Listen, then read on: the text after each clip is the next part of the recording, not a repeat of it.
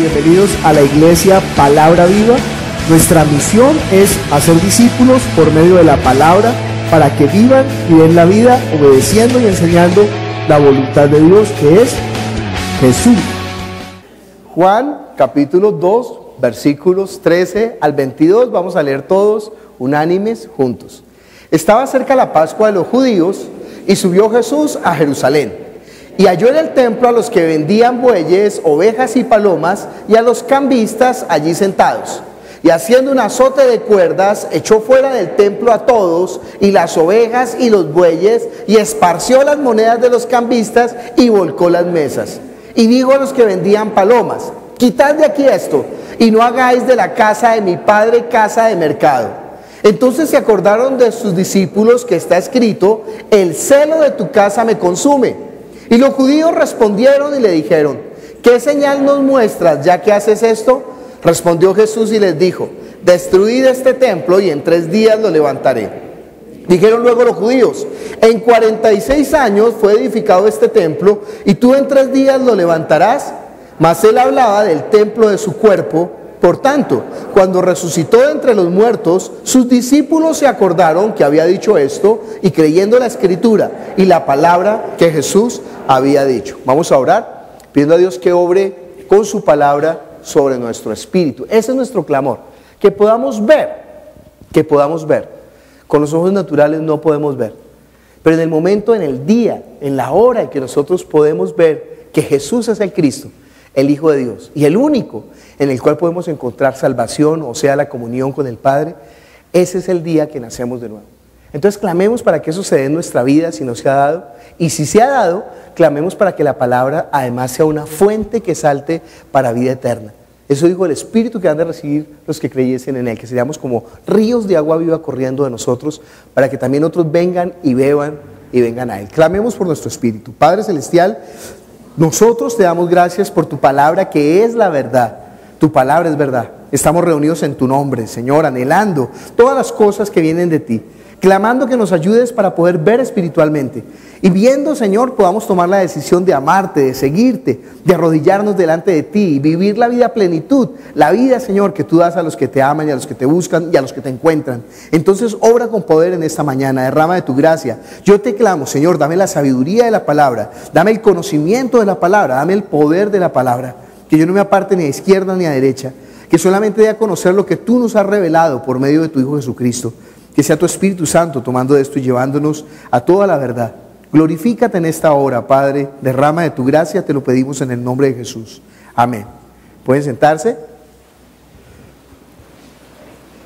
Cuando yo leo esta porción del Evangelio de Juan, me ocurre un fenómeno. Yo siento como que hierve mis entrañas, ¿no? Y es particular porque los discípulos, cuando estaban camino de Emaús y Jesús comenzó a explicarles desde Moisés hasta los profetas todo lo que la Escritura decía de ellos, decían: ¿viste cómo se inflamaba nuestro corazón, cómo hervía como un calor dentro de nosotros cuando escuchábamos la palabra? Y es particular porque en hebreo la palabra profeta significa la olla que hierve. Yo dice, ¿por qué? ¿No? Porque en hebreo, ustedes saben, en hebreo todo tiene el significado que lo lleva a uno a entender con las cosas físicas. ¿Por qué? Por esto mismo. Porque cuando la palabra entra, uno siente que empieza a revolver ahí, a hacer, y tiene que salir, tiene que el profeta levantarse y empezar a hablar la palabra de Dios. Cuando yo leo esta porción, me ocurre mucho eso, ¿no? Es una porción preciosa del Evangelio de Juan. Lo que nosotros vamos a aprender hoy acerca de Dios es que Dios es Dios celoso. Nosotros, cuando oímos la palabra celoso, pensamos pues en los celos del hombre, ¿no? En la novia celosa, en el novio celoso. Entonces, es muy diferente, porque los celos del hombre son esos celos que quiere que toda la atención esté sobre él, ¿no? Que no haya nadie más, que a veces somos como agujeros negros, ¿no? Que toda la luz entre, pero no soltamos ni media, que nada salga. Entonces, bueno, pero ¿cómo así? Pero yo. Bueno, ese es el motivo de los celos del hombre. Pero los motivos de los celos de Dios son diferentes. ¿Por qué Dios quiere que el hombre le entregue a Él el único lugar? Ojo, no dije el primer lugar. el único lugar que le corresponde a Dios. Y es porque cuando el hombre le entrega a Dios el único lugar en su vida, el lugar más importante, en ese momento el hombre adquiere la vida del Espíritu y la plenitud de la existencia. Y ahora todas las cosas, la familia, el hogar, los recursos, todo encuentra sentido y además deleite a los pies del Señor. Dios es Dios celoso. Miremos Éxodo capítulo 5, Éxodo capítulo 20, versículo 5.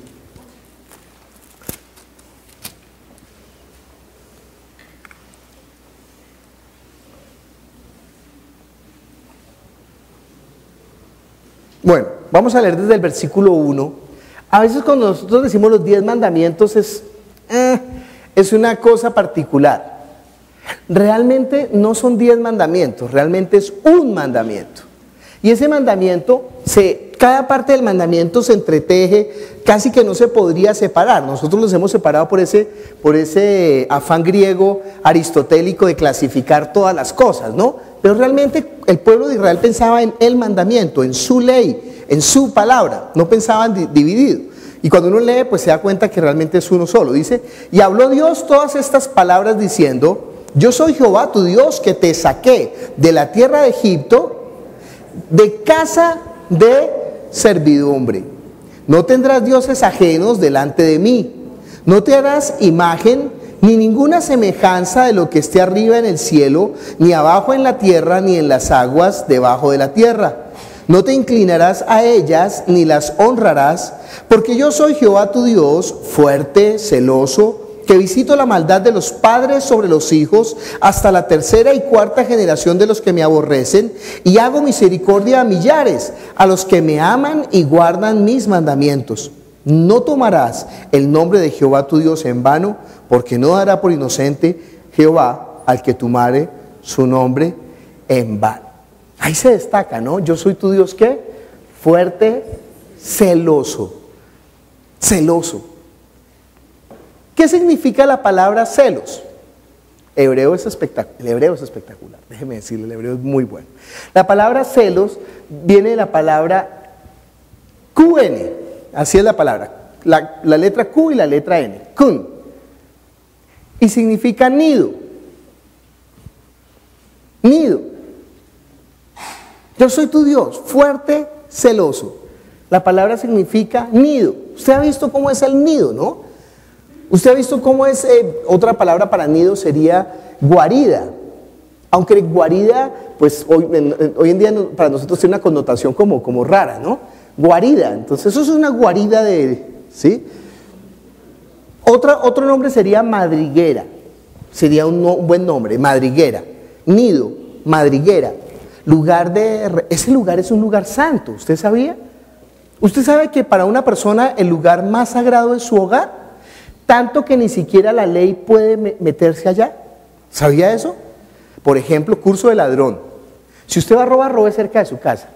Porque si roba, lo pillan, sale corriendo y se mete a su casa, la policía no puede entrar. No puede entrar, hasta ahí puede llegar. Si quiere entrar, habría de conseguir una orden que le tiene que dar la fiscalía, y la fiscalía le da la orden a través de un poco de pruebas y de circunstancias que permiten que entre. Si no, no puede entrar. Si entran, esa persona queda libre, porque se declara una aprehensión sin ley, ilegal. Entonces, aunque lo hubieran encontrado en plena fragancia, tienen que dejarlo libre. No pueden, ¿no? No sé si se acuerda, hace poco sucedió el caso de un hombre que estaba escuchando música a todo volumen en su casa y se drogaba y hacía escándalo todos los días, y un vecino estaba desesperado, ¿no? Y él llegó y bajó y rompió la puerta y entró y lo agredió, y el hombre lo mató, el otro hombre lo mató. A ese hombre no le pueden hacer nada. ¿Por qué? Porque él está en su casa. Y ese lugar es sagrado, ese lugar no se puede violar, ni siquiera la ley puede entrar, sino que tiene que llegar hasta ahí. Y uno sabe, uno defiende su casa, uno guarda. Usted ha visto un perro, por eso dicen, ay, se le metió en el nido a la perra. ¿Por qué? Porque metan la mano a una perra cuando tiene perritos, ahí verá que son, ¿sí? No, ese lugar es guardado con celo, ese lugar es resguardado. Ese lugar es el lugar también cómodo. Usted ha visto, ¿no? Uno llega a su casa y uno inmediatamente se relaja, ¿sí? Se quita los zapatos. ¡Ay, los zapatos! Estoy en mi casa. Estoy en mi casa, ¿no? Uno se levanta en pijama, ay, qué rico un desayuno. ¡Ay, vaya vista! ¡Ay, estoy en la casa! Estoy en mi casa, ¿no? Es delicioso. La casa es el lugar cómodo, la casa es el lugar de uno. Cuando uno llega de visita a donde un amigo y uno se quita los zapatos, entonces, ¿qué pasó? Es que me siento como en mi casa, ¿sí? Aquí me siento como en mi casa, ¿sí? Es el lugar de reposo, es el lugar de solaz. Pero imagínense, de ahí viene la palabra ¿qué? Celo. Lo leímos en el Evangelio. El celo de tu casa me consume. Dios es Dios celoso. Mire conmigo Éxodo capítulo 34. Cierto que el hebreo es delicioso, uno estudia el hebreo y encuentra tanto, ¿no? Bueno, más que el hebreo, la Biblia. Éxodo capítulo 34, versículo 11. 34, 11. 1:1. Guarda lo que yo te mando hoy. He aquí que yo echo de delante de tu presencia al amorreo, al cananeo, al eteo, al fereceo, al heveo y al jebuseo. Guárdate de hacer alianza con los moradores de la tierra donde has de entrar, para que no sean tropezadero en medio de ti. Derribaréis sus altares y quebraréis sus estatuas y cortaréis sus imágenes de acera, porque no te has de inclinar a ningún otro Dios, pues Jehová, cuyo nombre es celoso, Dios celoso es. Por tanto, no harás alianza con los moradores de aquella tierra, porque fornicarán en pos de sus dioses y ofrecerán sacrificios a sus dioses, y te invitarán y comerás de sus sacrificios, o tomando de sus hijas para tus hijos y fornicando sus hijas en pos de sus dioses, harán fornicar también a tus hijos en pos de los dioses de ellas. No te harás dioses de fundición. En esto Dios va a ser muy específico, siempre con Josué, con las advertencias siempre. Mire, a las naciones donde yo les voy a dar la tierra que van a poseer, ustedes no van a ser conforme a las costumbres de ellos. No, porque van a terminar mezclados con los dioses de ellos, no hay nada que hacer, ¿sí? Usted no ha visto esa gente que se va a vivir a Medellín y cuando vuelve hablando ¿cómo? Paisa, de María, ¿sí? Y empiezan a desayunar con arepa y a comer frijoles, ¿sí?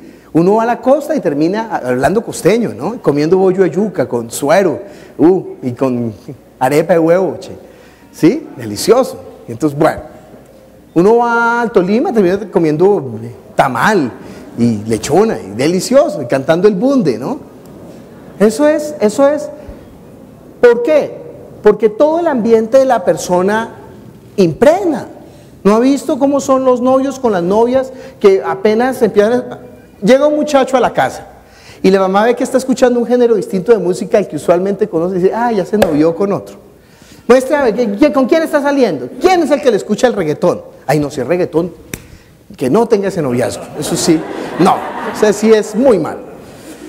Al menos vallenato o alguna otra cosa, pero sí, reggaetón no, es muy mal síntoma. Uno cambia hasta la música que escucha. Mire, las naciones que rodeaban la tierra de Canaán tenían unas costumbres particulares.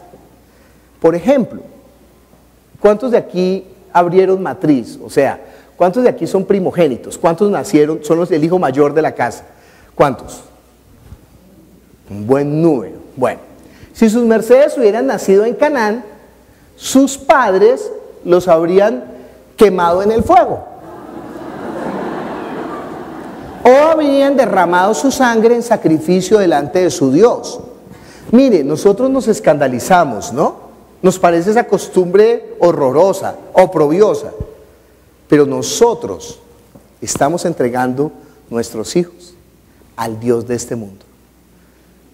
¿No ha visto? ¿Qué es lo primero que le compran ahora a un niño? Ya no es un balón de fútbol, es una tablet, ¿no? Tenga acceso a todo el mundo terrible. Y tranquilo, yo me quiero quedar viendo televisión. Sí, no venga a la iglesia. ¿Qué es viendo televisión? Que la televisión le enseña mejor que lo que le enseñan en la escuela dominical. Y tiene 12 años y me quiero ir a la Chiquiteca a bailar reggaetón. Vaya, tranquila. Desarrolle su libre personalidad. ¿Usted cree que el mundo deja que la gente desarrolle su libre personalidad? No, su merced, el mundo esclaviza. ¿Se acuerdan de dónde lo sacó al pueblo de Israel? Dice, acuérdense que yo lo saqué de casa de servidumbre. Entonces nosotros nos impactamos por esas culturas que entregaban sus hijos a los dioses. Ay, no estamos muy lejos nosotros. Estamos entregando a nuestros hijos al Dios de este mundo, ¿no? Usted sabe cómo es Él. ¿Lo va a cuidar? ¿Lo va a amar? ¿Va a hacer lo mejor para Él? No, lo va a destruir. Mejor dicho, mejor sería pasarlo por el fuego que entregarlo al Dios de este mundo.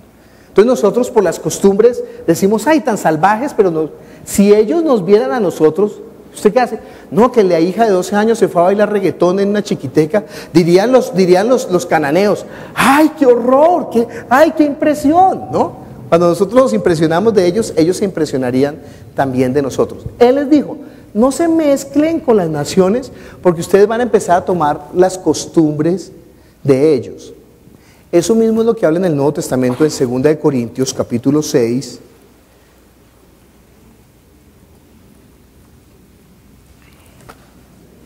Versículo 14 al 18.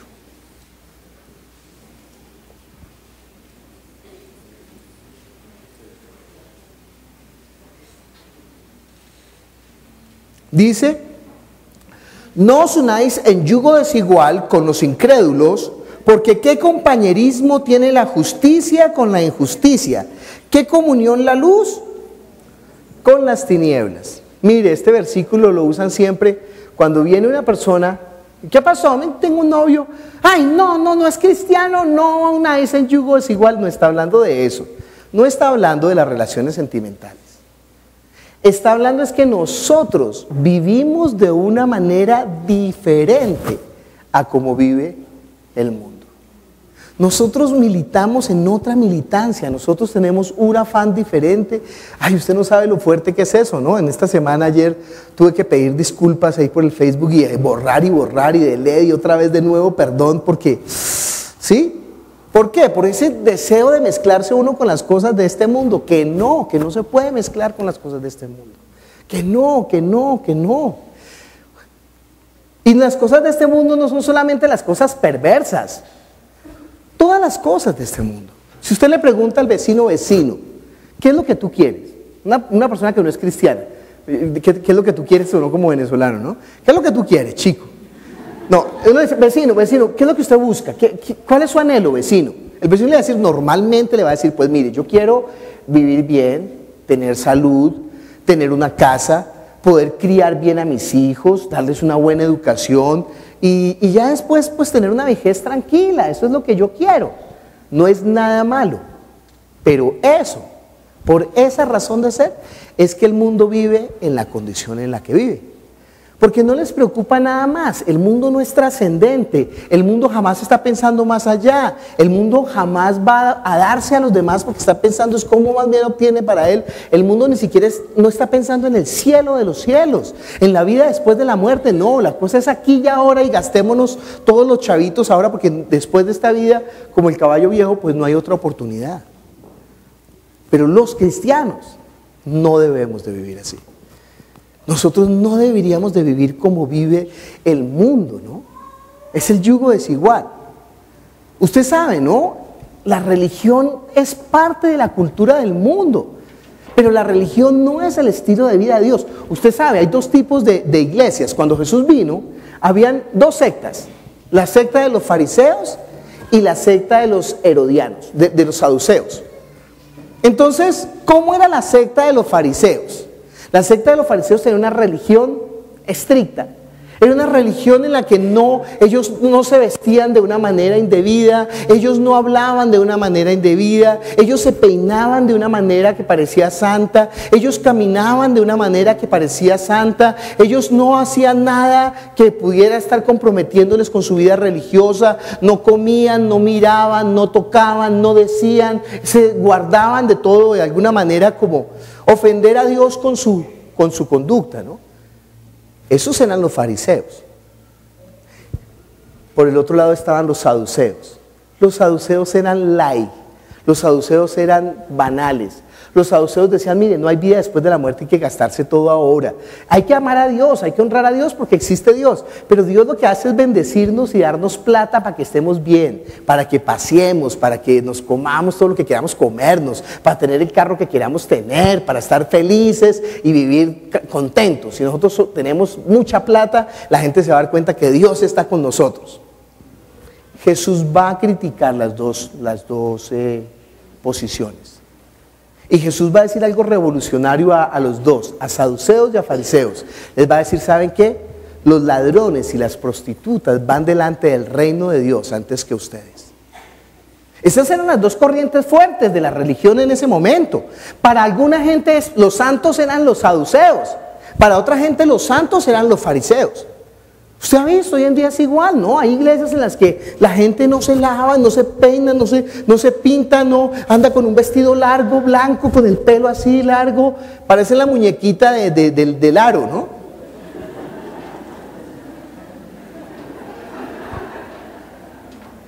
El familiar lo invita a la casa, oye, vamos a celebrar el cumpleaños de la mamá. Yo no participo en las cosas del mundo, yo no escucho música, yo no como comida con ustedes que están perdidos. Más bien conozcan el gozo del Señor. Y el familiar mira y, ay, no, si eso es la vida de fe, pues yo prefiero no tener ese... Pero eso no es, eso es una equivocación. Eso es un tipo de religión del mundo. Las religiones ascéticas es un tipo de religión. Pero está también el otro cristiano, ¿no? Iba a decir, es que eche. No solamente... Está el otro tipo de cristianos que, no, ¿sabe qué? No hay problema de nada. No, miren, mi iglesia es como un club delicioso allá. Mira, ya nos deja escuchar toda la música, ya nos la pasamos bebiendo, reuniéndonos con los amigos. Eso es delicioso. Hacemos grupo de mujeres, de hombres, nos vamos de paseo. Eso es espectacular. En la iglesia lo más importante es un mercado, es un club, es una... ¿Sí? Y no, esta vida es para que tengamos harta plata y eso es la plata, porque Dios bendice y nuestra plata y entonces la iglesia es esa iglesia del confort. Saducea, completamente saducea. Entonces la gente que no conoce de Dios, la gente que conoce de Dios pero que no está en una religión, se da cuenta que eso tampoco es. Eso es lo que le enseñan en la iglesia, eso es ser cristiano. Claro que sí, en bendición y fortaleza. ¿Cómo es que se de retajila que dicen?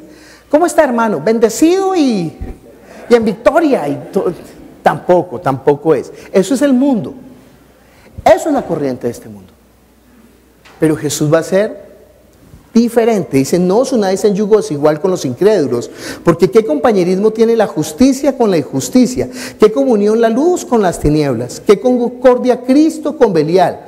¿Qué parte el creyente con el incrédulo? Fíjese que no está hablando del noviazgo, está hablando del estilo de vida que nosotros, mire, si hay una persona que es libre, es el cristiano.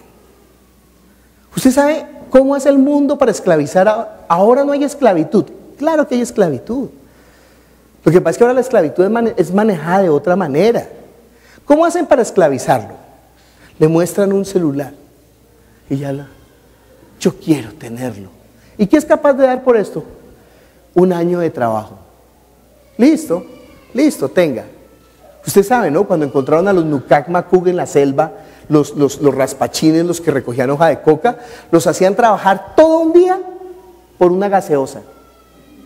Y ellos nunca habían probado la gaseosa, ¿no? Entonces los Nukak Makug pues no conocían del dinero, no sabían de eso. Entonces les parecía, ellos no hacen nada en la selva. Pues vamos a recoger hojas de coca. Y todo el día recogían hojas de coca, llegaban y los otros les sacaban una gaseosa. Ellos nunca habían probado ese dulce, ¿no? ¡Qué rico! Bueno, a nosotros nos hacen lo mismo pero con un celular. Es lo mismo, es exactamente lo mismo. Es la corriente de este mundo. Es el que gobierna. ¿No ve que la gente si no tiene celular no es nadie? Si tiene una flechita y le suena, va al baño a contestar porque le da pena. Mira, ya. Ay, es que lo utilizo es como despertador porque este es el único que me despierta. Ay, le he dicho que no me llame aquí al trabajo, qué oso. Sí, la flechita no, porque pierde estatus. Si no tiene la pinta de moda, pierde estatus. Si en el colegio no llega a tablet, pierde estatus. Y el matoneo ya es por ese lado, ¿no? Porque somos ¿qué? esclavos del sistema. Él nos liberó de casa de servidumbre. Se supone que un cristiano no debería andar en ese cuento. Pero usted no ha visto ahora las revistas cristianas que publican. Entra a internet, mercadocristiano.com. Mire, eso suena como si fuera hasta un chiste negro, un chiste irónico, un chiste perverso. Mercadocristiano.com. Y los titulares de la revista: ¿cómo adelgazar? Bueno, me va a tocar suscribirme. ¿Cómo adelgazar? ¿Cómo comprar un carro? ¿Qué decisión tomar para un buen trabajo? ¿Cómo caerle bien a la gente? O sea, completa banalidad, completamente saduceos. También por el otro lado, completamente ¿qué? Fariseos. No compre Winnie Pooh, quémele las sábanas de la sirenita, no haga árbol de Navidad. Y la gente que conoce a Dios, pero que no está en una religión, se da cuenta que eso no es. Lógico que se dan cuenta que eso no es. Pero la Biblia nos está llamando a que nosotros no vivimos. Dice 16, ¿y qué acuerdo hay entre el templo de Dios y los ídolos? Porque vosotros sois templo del Dios viviente. Mire, esta definición, la iglesia, templo de Dios, es una definición completamente neotestamentaria, es una confesión completamente novedosa a partir de lo que Jesús está enseñando nuevo. ¿Usted sabe para un judío qué era el templo? No, el templo era fabuloso, el templo era fastuoso, el templo era el lugar donde estaba Dios. Pero está diciendo Pablo, nosotros, la iglesia, somos el templo del Dios viviente. Eso cambia todo el concepto. Nosotros no estamos hablando de un edificio, pues tenemos este lugar donde nos reunimos, donde se reúne ¿quién? El templo de Dios. Donde se reúne la casa de Dios, donde se reúne la iglesia de Dios. Dice la Biblia que cada uno de nosotros es ladrillo, es una piedra donde juntos edificamos el templo de Cristo para que Él more, para que nosotros seamos ¿qué? Su casa, su nido, su guarida, su madriguera. Nosotros somos su madriguera. ¿Usted ha visto cómo es en la casa? Que Dios entra y se sienta cómodo en nosotros, que se pueda quitar los zapatos. Usted lo ha visto, ¿no? ¿Cómo es? La gente invita al pastor a la casa, ¿no? Entre semana está escuchando Lavillos Caracas Boy. Entonces, chuma la casera, máquina holandera, chuma la casera, máquina holandera. Pero llegó el pastor. Exáltate, oh gran pastor. Nunca oran por los alimentos, pero entonces ahí sí oran por los alimentos, ¿no? Y la gente que no pertenece a una religión, pero que conoce a Dios, sabe que eso no es. Entonces sabe, ay, tan hipócritas. Ay, no, eso no, eso es pura mentira, eso, ¿sí? Porque tienen completamente trastocado, pero casa de Dios es eso, es el lugar donde Dios está. Y en la casa hay de todo, ¿no? Usted ha visto las fiestas familiares, siempre hay un tío que baila como un tonto y cuenta chistes malos. A veces me asusto que creo que yo soy ese tío, ¿no? Entonces las sobrinas para ponerle cuestión a la fiesta, ay tío, baile, vaya, baile. Ahí se crea un trompo y no, es un... Pero jamás van a echar a ese tío a patadas. Jamás. ¿Qué hacen en la familia? Entonces se ríe. Ay, el tío. Ay. Tío, sírvale más sopa al tío. ¿Sí? Así es en la iglesia. Nosotros todos tenemos nuestras deficiencias, nuestras fallas, nuestros ridículos. Pero no nos avergonzamos de nosotros mismos. Al contrario, nos soportamos con amor los unos a los otros. Nos ayudamos para que juntos seamos la casa donde Dios se siente cómodo. Dice ahí en el versículo 16 que estamos leyendo: porque vosotros sois el templo del Dios viviente, como Dios dijo, habitaré y andaré entre ellos, seré su Dios, ellos serán mi pueblo. Por lo cual, salid de en medio de ellos y apartaos, dice el Señor, no toquéis lo inmundo, y yo os recibiré, y seré para vosotros por Padre, y vosotros me seréis hijos e hijas, dice el Señor Dios Todopoderoso. Ese somos, ¿no? El templo donde Dios habita, el lugar de la morada de Dios, su celo, su nido, su casa. Mire conmigo Tito capítulo 2. Hay un libro que se llama Tito.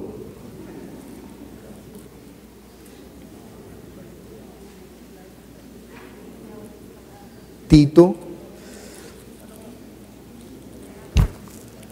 capítulo 2, versículo 14. Bueno, leamos desde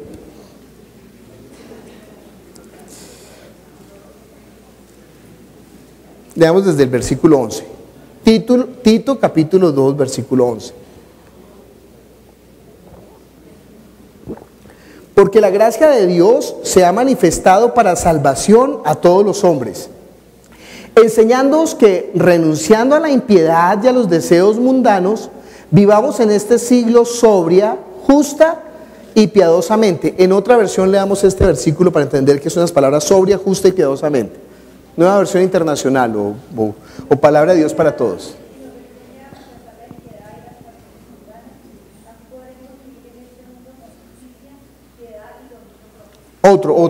Otra versión. ¿Alguien tiene la palabra de Dios para todos?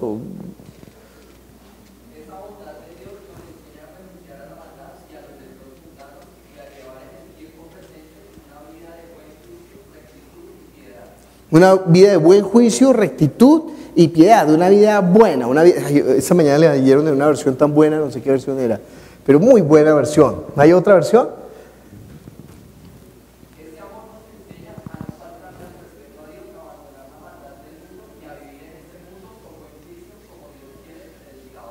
Con buen juicio, esa era. ¿Qué versión es?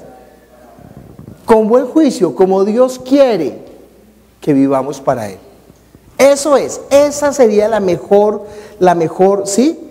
Porque lo otro da idea es de la niñita del aro, ¿no? No, es eso, es buen juicio para Él, como Dios quiere. Dice, aguardando la esperanza bienaventurada y la manifestación gloriosa de nuestro gran Dios y Salvador Jesucristo, quien se dio a sí mismo por nosotros para redimirnos de toda iniquidad y purificar para sí un pueblo que celoso de buenas obras. Otra palabra para celoso en otra versión. Celoso de buenas obras, otra palabra. No.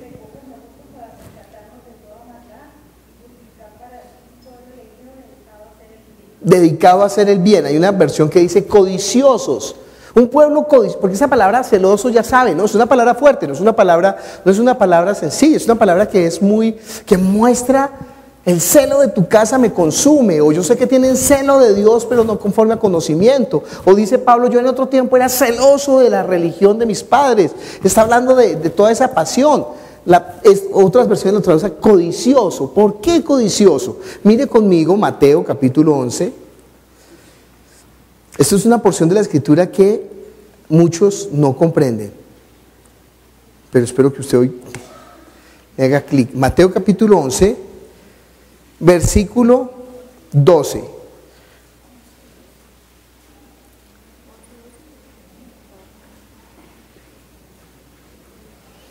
Dice, desde los días de Juan el Bautista hasta ahora, el reino de los cielos sufre violencia y los violentos lo arrebatan. ¿Qué quiere decir eso? El reino de los cielos sufre violencia y los violentos arrebatan el reino de los... Usted sabe, ¿no? Es que a uno le han enseñado que ser cristiano es aquí como la niña del aro, ¿no? Ahí. ¿Cómo está todo? Bien, aleluya.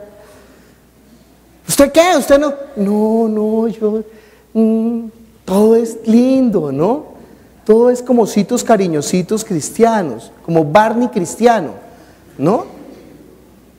Y el pastor predica como Barney cristiano, sí, o sea, todo es lindo y llega alguien, ahora está ahí insultando a la esposa, ¿qué? La comida, pastor, cuéntame hermanita. Pues uno se da cuenta al rompe de que la cosa es muy hipócrita, ¿no?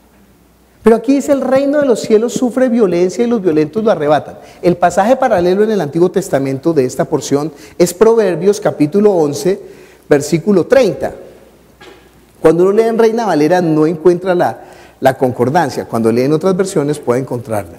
Proverbios capítulo 11, versículo 30. Primero leamos Reina Valera. Reina Valera dice, el fruto del justo es árbol de vida, y el que gana almas es sabio. Leamos otra versión.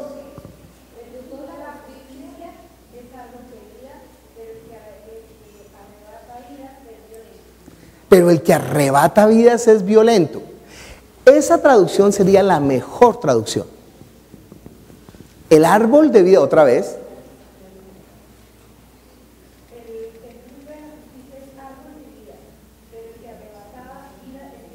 El que arrebata vidas es ¿qué?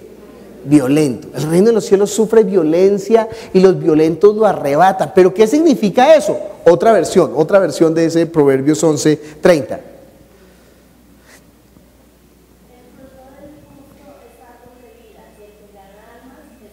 Ese es Reina Valera, otra versión.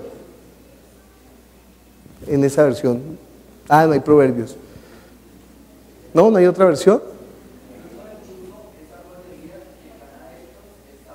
Quien gana adeptos es sabio. Ese tiene más que, pero realmente dice es que los violentos arrebatan las vidas. Es que no es siendo pasivo, es que estamos en esa guerra. Nosotros tenemos que luchar para sacar a las personas de la corriente de este mundo, de la ceguera espiritual. Nosotros no somos simplemente corderos silenciosos que van al matadero, ¿no? Sino que nosotros levantamos la voz profética. Nosotros hacemos. ¿Hablando de qué? Del reino de los cielos, para que la gente conozca el reino de los cielos. Vamos a la prédica. Juan capítulo 2. Ya tenemos los elementos para poder armar todo el panorama, ¿no? Estaba cerca la Pascua de los judíos y subió Jesús a Jerusalén. Y halló en el templo a los que vendían bueyes, ovejas y palomas, y a los cambistas allí sentados, y haciendo un azote de cuerdas, echó fuera del templo a todos, y las ovejas y los bueyes, y esparció las monedas de los cambistas, y volcó las mesas, y dijo a los que vendían palomas: quitad de aquí esto, y no hagáis de la casa de mi padre casa de mercado. Entonces se acordaron sus discípulos que está escrito: el celo de tu casa me consume. Ese no es el Jesús que le muestran a uno. Hay un libro muy bueno, ¿no?, de un periodista, se llama Philip Yancey, se llama El Jesús que nunca conocí. Pero aquí muestra, imagínense, ¿no?, todo menos pasivo, todo menos ¿qué está haciendo Jesús? Imagínense volcando las mesas, cogiendo a esta gente al látigo, se van. Ustedes hicieron de la ¿qué? Del nido de mi padre, de la casa de mi padre, casa de mercado.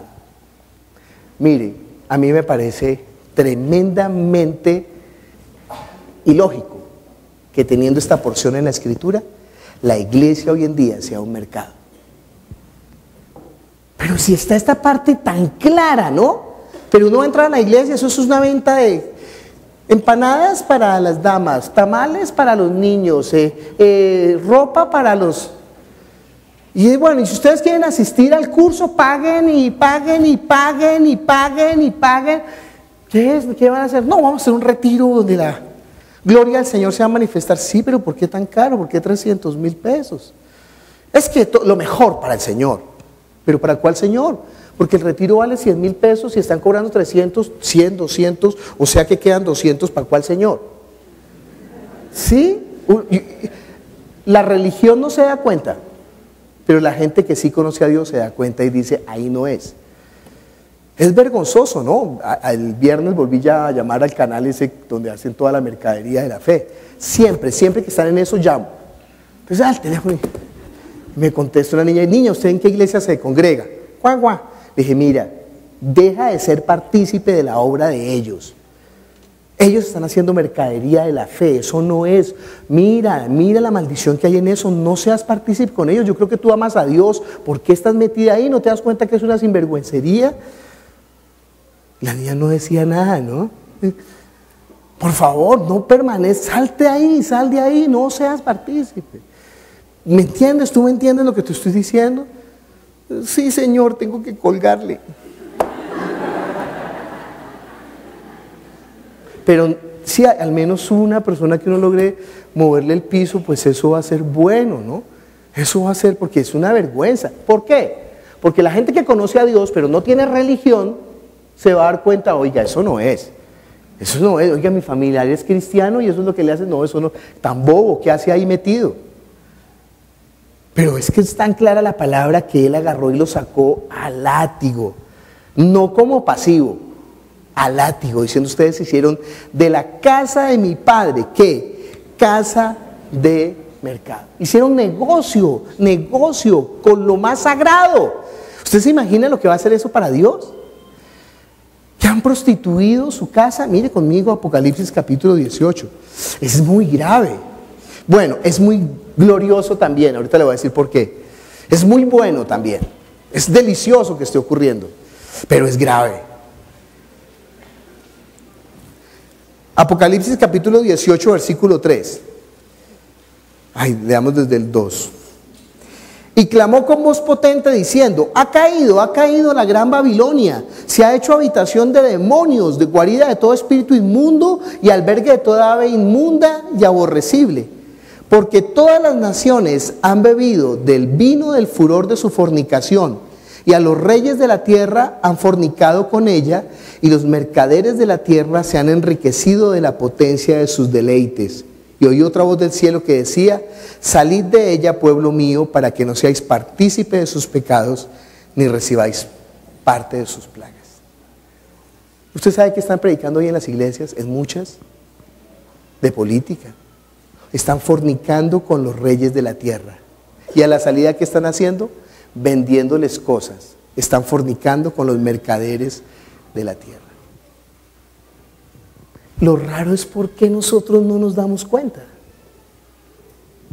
Y por qué si alguien se levanta a decir: oiga, eso está mal, entonces le dicen: pero usted es que siempre habla mal, usted. Sí, pero es que me hierve las tripas. O sea, eso es ser profeta. Es que no resiste eso. No se puede que no. Entonces, ¿qué hace? ¿Un látigo y se vaya y les pega a todos con un látigo? Podría ser, ¿no? Pues llaman a la policía. Entonces no se puede. Jesús con esa autoridad tan buena, ¿no? Nosotros hoy en día no podemos hacer eso, pero al menos latigamos con esta lengua perversa, ¿no? Qué cosa. Pero es el problema de la iglesia. ¿Pero por qué digo que es bueno? ¿Por qué digo que es bueno? Ya vamos a ver, estamos en Juan capítulo 2. Entonces se acordaron sus discípulos que está escrito que el celo de tu casa me consume. Y los judíos respondieron y le dijeron: ¿qué señal nos muestras ya que haces esto? Respondió Jesús y les dijo: destruid este templo y en 3 días lo levantaré. Dijeron luego los judíos: en 46 años fue edificado este templo y tú en 3 días lo levantarás. Mas él hablaba del templo de su cuerpo. ¿Entiende cuál es el tercer templo? Es que están esperando que en Jerusalén se levante el tercer curso de escatología. Entonces, no, es que el Señor ya tiene listo la vaca, que es una vaca roja. La vaca roja ya está lista y ya está todo preparado para que los japoneses en 3 días construyan el templo. Y entonces, porque es que es necesario que en el templo se ha escuchado eso, ¿no? Que es necesario levantar el tercer templo para que el Señor venga. Pero no leyeron la Biblia. La Biblia dice que el tercer templo ya fue levantado. Porque el tercer templo era ¿quién? Jesús. Estaba hablando de su cuerpo. Pero Él subió al cielo. Él subió al cielo. Y ahora, ¿quiénes son el templo? Nosotros somos el templo. La iglesia es el templo de Jesús. Lo acabamos de leer. Mire conmigo Mateo capítulo 24.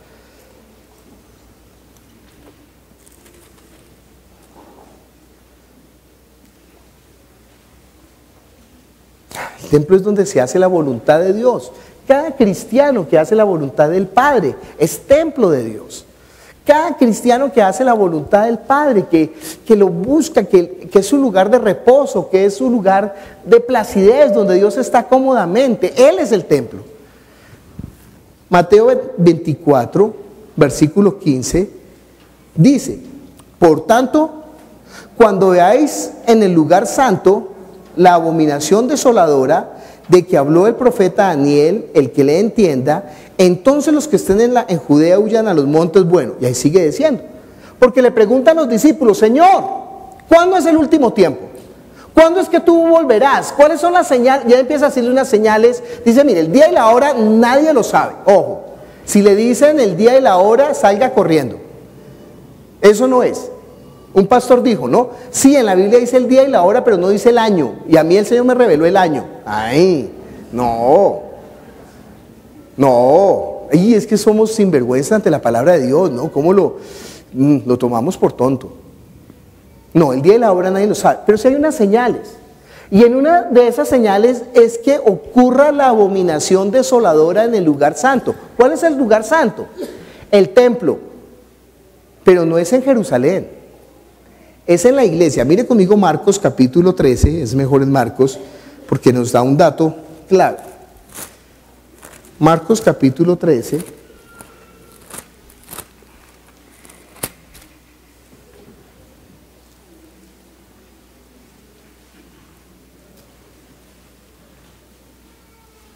Versículo 14.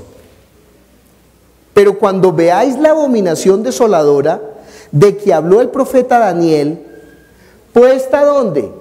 Puesta donde no debe de estar. El que le entienda, entonces los que estén en Judea huyan.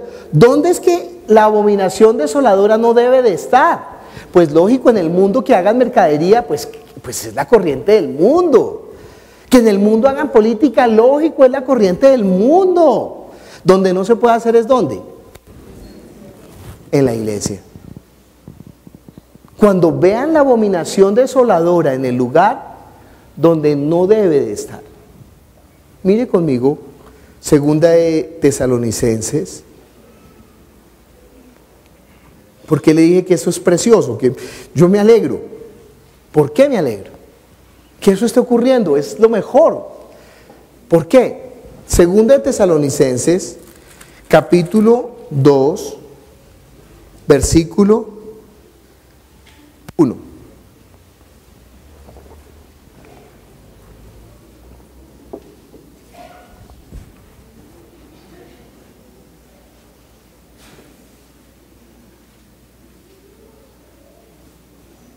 Pero con respecto a la venida de nuestro Señor Jesucristo y nuestra reunión con Él, os rogamos, hermano, que no os dejéis mover fácilmente de vuestro modo de pensar, ni os conturbéis ni por espíritu, ni por palabra, ni por carta, como si fuera nuestra, en el sentido en el que el día del Señor está cerca.